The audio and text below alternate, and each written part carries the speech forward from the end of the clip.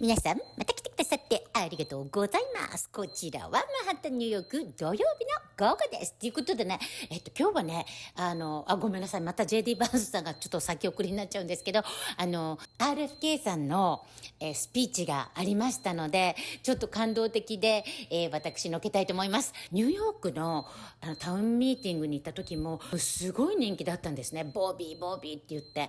だから、ひょっとして、まさかニューヨークもレッドステートに変わってしまうんじゃないかっていうぐらいの感じで今ワクワクしておりますということで見てください。どうぞ。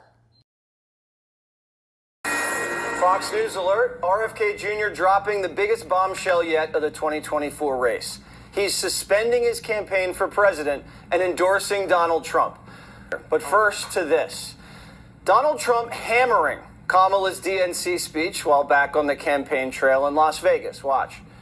Last night, the speech, she made 26 different things that were lies. She lied. She didn't mention the border. She didn't mention inflation. She didn't mention the bad economy. She didn't mention crime. She didn't mention any of the things that she's supposed to be mentioning. But she mentioned Trump 21 times or some crazy thing. Did you see the beginning? Thank you. Thank you. Thank you. Thank you. Thank you. Thank you. Thank you. Thank you. Thank you. Thank you. Thank you. I said, what the hell is wrong with her? 16 months ago, in April of 2023, I launched my campaign for President of the United States.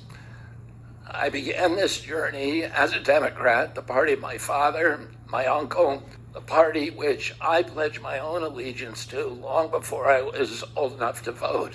I attended my first Democratic convention at the age of 6 in 1960.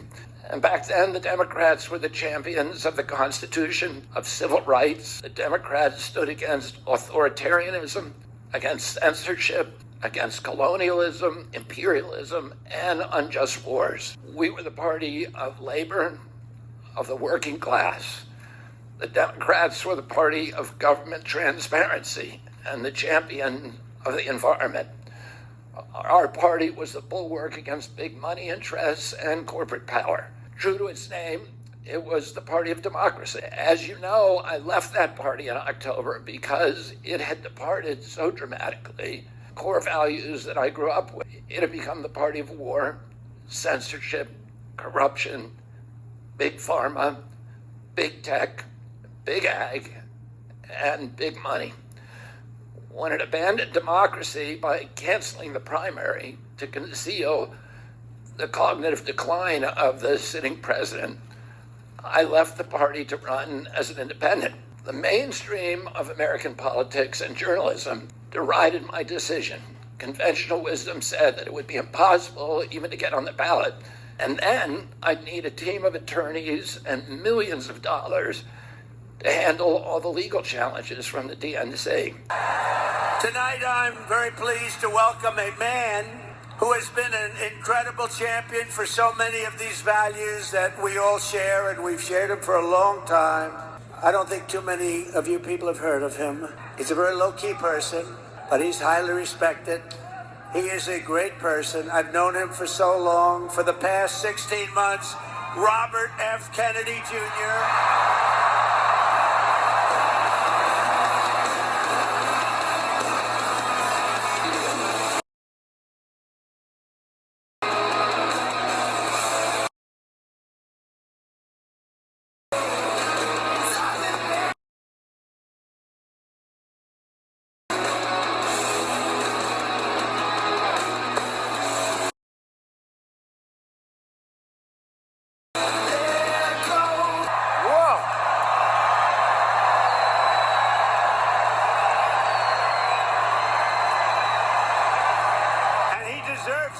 He deserves it.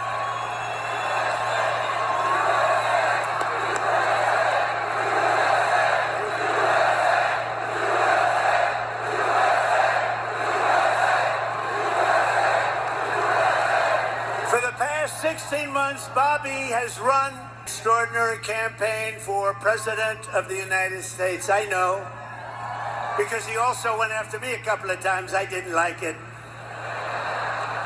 And I mean this sincerely. Had he been allowed to enter the Democrat primary, he would have easily beaten Joe Biden, but they wouldn't let him in.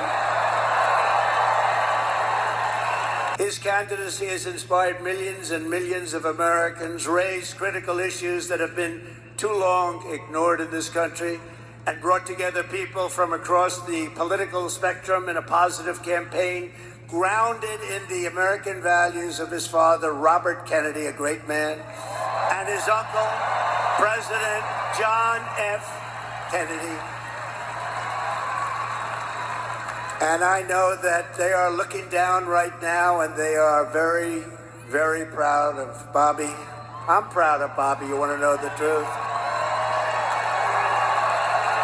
I don't think I've ever introduced anyone that got applause like he just got. I must tell you, I don't think it's true. I don't think I've ever introduced anybody that got applause like that.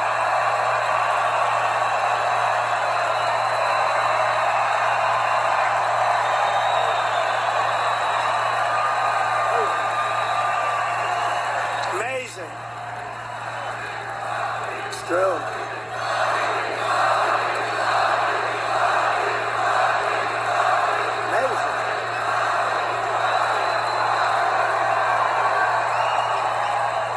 Soon after I can't even believe I have to say this, nearly assassinated in Pennsylvania last month, Bobby called me to express his best wishes. He knows firsthand the risks incurred by leaders who stand up to the corrupt political establishment. When you stand up, you bring on some trouble for yourself, but you have to do what's right. You have to do what's right for the country. I will tell you, we are both in this to do what's right for the country. That's one thing I can tell you.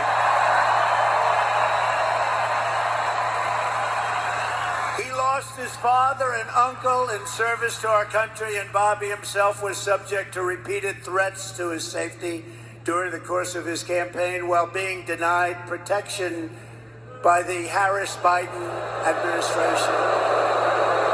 And this is a tribute in honor of Bobby. I am announcing tonight that upon my election, I will establish a new independent presidential commission on assassination attempts. And they will be tasked with releasing all of the remaining documents pertaining to the assassination of President John F. Kennedy.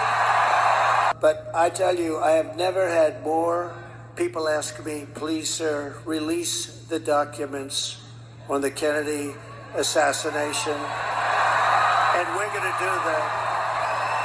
And I also want to salute Bobby's decades of work as an advocate for the health of our families and our children. Nobody's done more. Millions and millions of Americans who want clean air, clean water, and a healthy nation have concerns about toxins in our environment and pesticides in our food.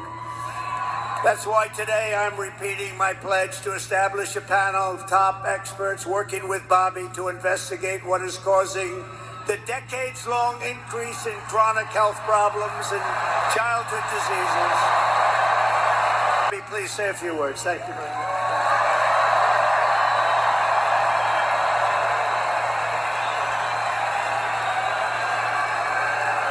Thank you. Thank you, President Trump.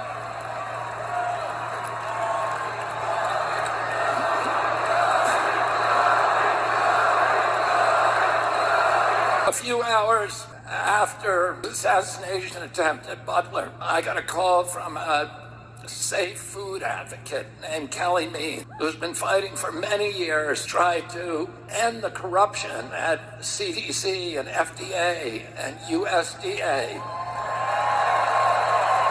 And these institutions, these regulatory agencies are actually run by the big food processing companies, the big ag and the chemical companies that they're supposed to regulate. And he said to me that he'd been advising me for many years and on my campaign. And he told me that night that he was also advising President Trump. And he asked if I would talk to President Trump. And I said, of course.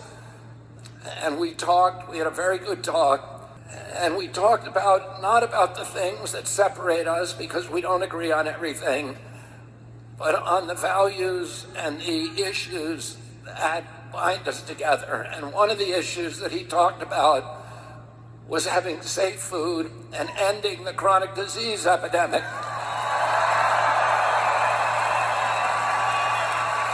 Don't you want healthy children? And don't you want the chemicals out of our food? And don't you want the regulatory agencies to be free from corporate corruption? And that's what President Trump told me that he wanted. He also told me that he wanted to end the grip of the neocons on U.S. foreign policy. He said he didn't want any more $200 billion wars in Ukraine, that we could use that money back here in the United States. And don't you want a president who's going to get us out of the wars and who's going to rebuild the middle class in this country? We know that a government that can silence its opponents. And can you think of any time that you can look back in history and say that the people who were censoring were the good guys? They're always the bad guys, because it's always the first step down that slippery slope to totalitarianism. And don't you want a president who's going to protect America's freedom and who is going to protect us against totalitarianism?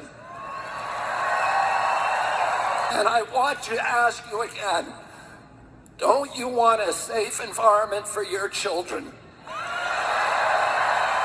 And don't you want a president that's going to make America healthy again?